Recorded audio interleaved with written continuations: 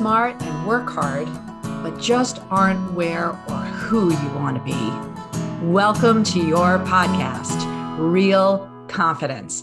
I'm your host, Alyssa DeVere, and I'll be sharing a bit of brain science, some surprising social secrets, and a touch of tough love.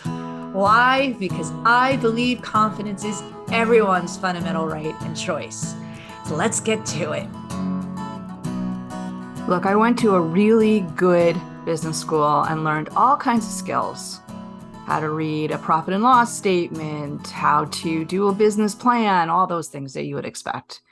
There was one concept that I learned that by far has really shaped my life. And you know what it is, but you probably never really appreciated it as it applies to everything in life. And that is this concept of opportunity cost. Opportunity cost. So from a business perspective, if you think about it, you always have limited resources, limited time, limited money, maybe limited talent, limited access to particular assets you need or raw materials. And so you look at that pool of resources and say, if I do this thing, perhaps acquire that company, then I can't acquire this other one. And you're theoretically trying to evaluate what the best decision is given your options and given your limited resources. Think about it in terms of investment in anything, right? You can take the money that you have for investing and do stock A, stock B, stock C, bond D. And again, there's this activity that, whether it's conscious or subconscious, happens to make the decision what is the best thing to do relative to what you got to do it with. Now, let's apply that to something that's a little bit more fun. Let's talk about things like buying shoes. Should I buy these or those? Should I buy this house or that home? And your brain goes through lots of different permutations about the pros and cons, what would be advantageous or disadvantageous depending on one or the other, you weighing them against each other. What about when you make decisions about how you're going to spend your time? You decided to listen to this podcast. You could be listening to any one of millions of podcasts or doing something else with this time, but you made the decision to listen to the podcast as right now, in this moment in time, this is the best thing to do for you. Maybe you're even contemplating some days, should you be doing more work or playing a game or exercising, all these things. Question the opportunity cost of that particular amount of time and energy you have. What about hanging with your kids, go with your friends, all these decisions that we make on an ongoing basis, even on your birthday with all the Facebook people saying, happy birthday, happy birthday. They're making that decision, as are you, to say thanks or just even like what they're saying, right? We make those decisions constantly. Now, you can Google this up. There's all kinds of numbers, but there's some estimates of 30,000 or more decisions we make a day. And subsequently, each one of those decisions takes cognitive cycles, and we're making that decision about the opportunity cost of what we're about to say, do, write. That's a lot of energy. That's a lot of time. That's a lot of neural activity. Now, some of it, again, maybe subconscious. You may not even realize you're doing it, but your brain is making that decision for you, whether you realize it or not. And when we have to make decisions that we're not 100% sure of or uncertain, that we don't really know if it's the best use of our time, energy, or money, that's what causes that amygdala moment that goes, oh, I might screw up. If I make the wrong decision, I'm going to fail. I'm going to regret. God forbid if I'm rejected by my friends for being a bonehead. So there is this constant check-in with your brain to say, this is the right thing to do.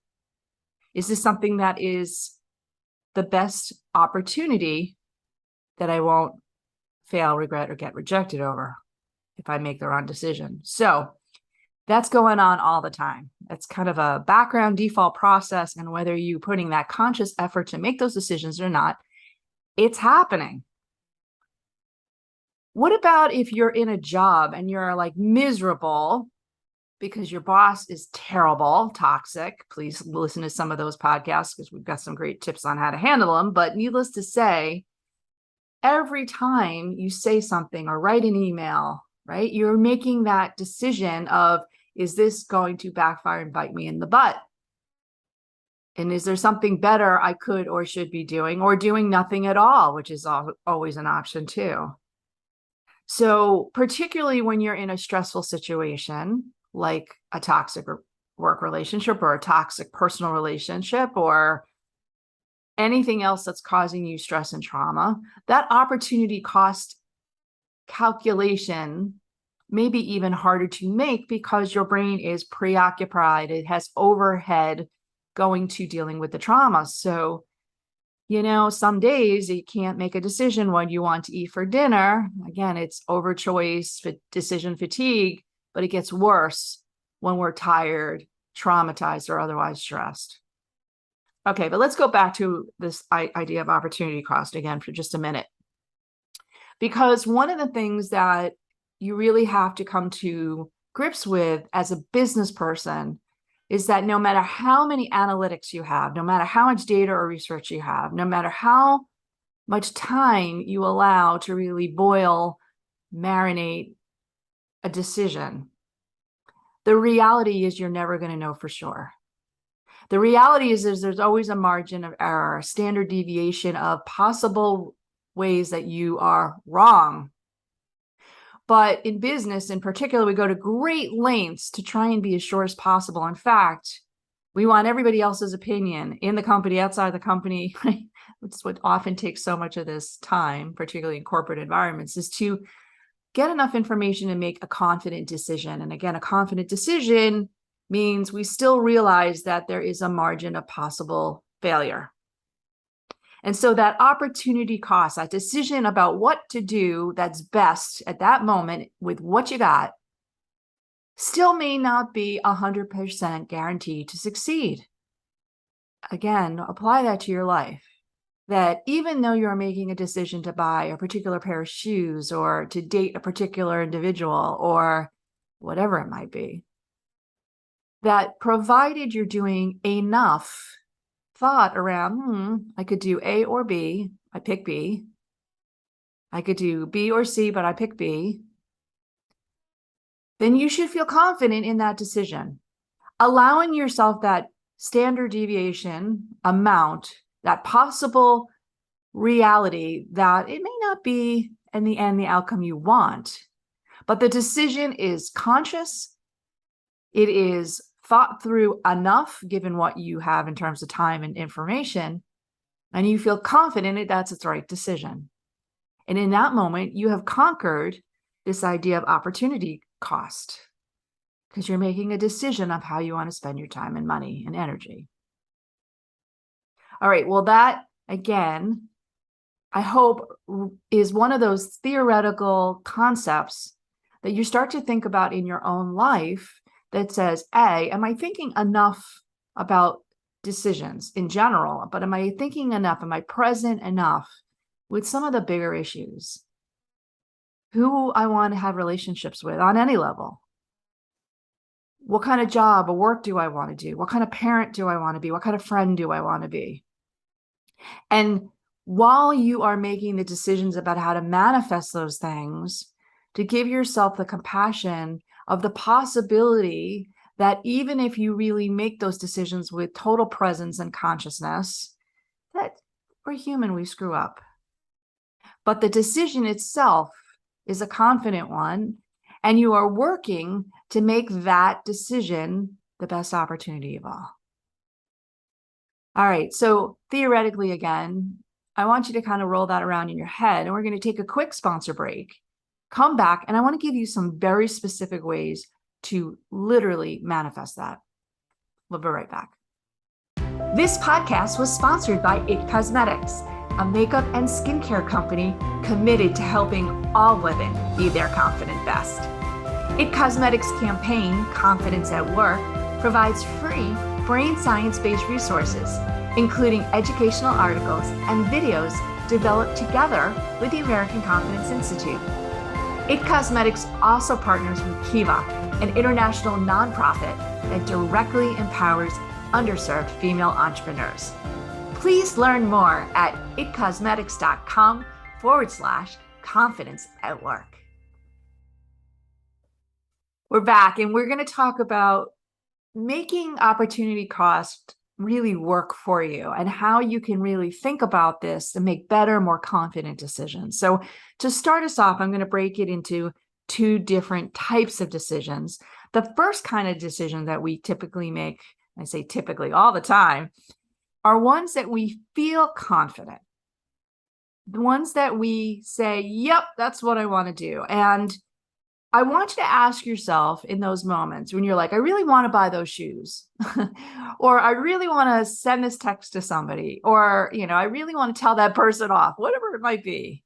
You're making that conscious decision to do something. I want you to take a microsecond and just challenge yourself why. Now, it's not to be kind of a naysayer or a devil's advocate. What it is to really test and validate what is the value statement. What is the value that you are really leaning into that is making you want to do that? If it is something like vengeance, you might say, oh, come on, girlfriend, knock it off. That's silly. But if it's something that's justice, like I really feel strong that I need to do this, I need to tell that guy that he's a jackass, that may make you feel that much more empowered and confident to do what you're about to do. So opportunity cost, again, is a good thing. It sounds like such a negative thing when you phrase it like opportunity cost, but you know what? It is a good thing when you take a moment and say, I'm doing this for this reason.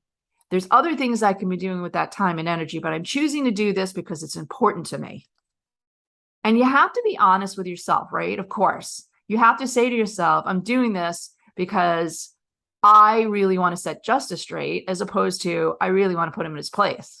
Right? So be brutally honest with yourself. What's the cause? What's the reason that you're doing something and justifying spending whatever that resource is? Again, time, money, energy, emotional, cognitive cycles, and all that. So you don't have to do it with every decision by any means, but every now and then, see if you can stop yourself, kind of put a little speed bump in there and go, why am I doing this? Ever write an email in a fury, like in a response to somebody's other bonehead email and then send it and later regret it? Well, yeah. So this is a great time where you can stop. If you're on fire, your fingers are on fire and that emotion is flailing, that's your amygdala, your cave person's coming out all over the place. Type the email, but put in drafts. Sit on it. The world doesn't change like that in a couple of hours, maybe even sleep on it overnight. Let it brew. Think through why you're doing this. What's the purpose? What's the outcome you want? Decide if it's the best way to handle the situation. If you even want to waste time on it, opportunity cost. Maybe there's better places for that energy and that emotion. That's a really good practice to get into. So that's number one. Decisions that we feel confident, but we're going to challenge ourselves. Are we really feeling confident or are we just feeling pissed off? Decisions number two. What about those moments? And these are probably more than the others for sure, where you're not sure, you're worrying, you're waffling, you're nervous, and you're just not sure what to do.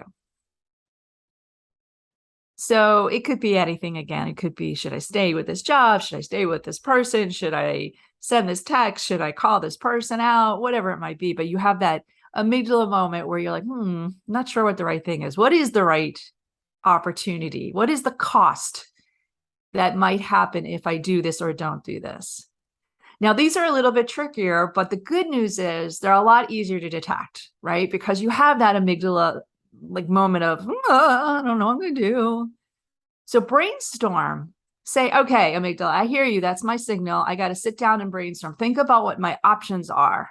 What are the things I could do instead of this thing that's making me a little unnerved? Now, a lot of times things that unnerve us are just new.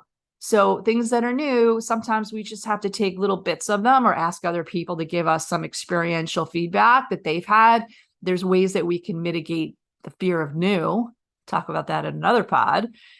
But if you just be logical or find a friend and say, look, this is wigging me out. I just want to brainstorm some of the ways I can handle this or do this. What are my options? You don't need 100. You just need 2 or 3. And within those 2 or 3, do the opportunity cost jig, right? Like, okay, I could do A or B or C. C feels better, and this is why. Okay, awesome. You are closing that standard deviation amount. You're closing the possibility that you're making a bad bonehead decision because you at least thought it through and kind of weighed the obvious options to pick the one that you think is the right thing.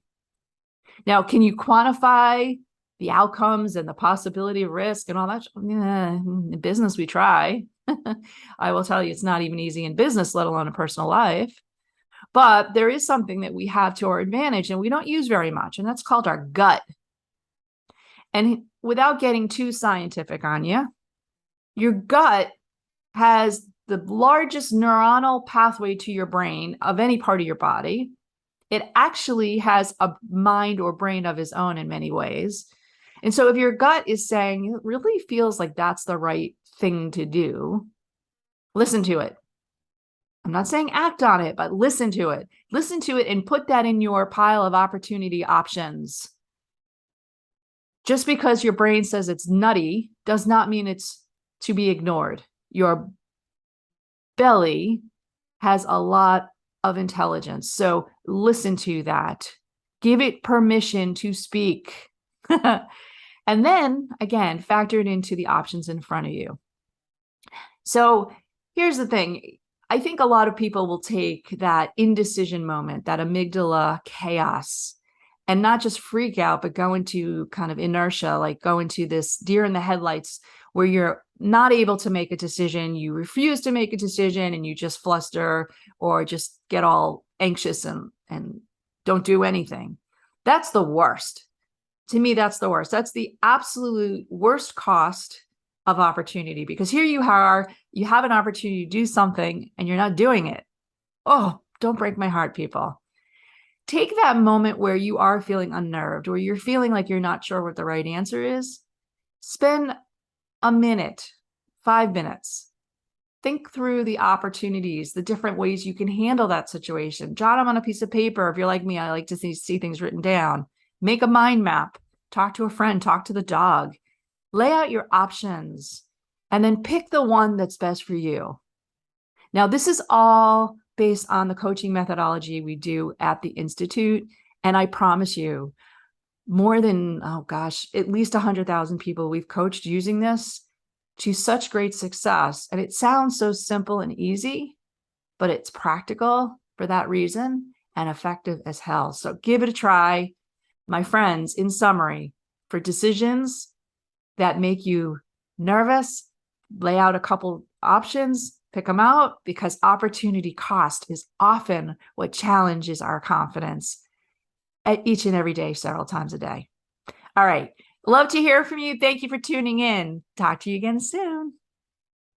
So before we completely wrap up, I want to let you know that full transcripts and show notes for this and other episodes can be found on the website, www.americanconfidenceinstitute.com/podcast. I also want to remind you once again that the best way to get confidence for yourself is to give it to others. And you can do it so easily just by liking and sharing this episode on your favorite social media channels. You can even give me some confidence fuel by sending in any comments about the topics I've covered or ones you'd like me to consider for the future. So for now, this is Alyssa DeVere. Thank you for helping to bring more confidence to the world. This podcast was produced by Mindful Media. All rights reserved by Alyssa DeVere and the American Confidence Institute. Music written and performed by Jeff Weinstein.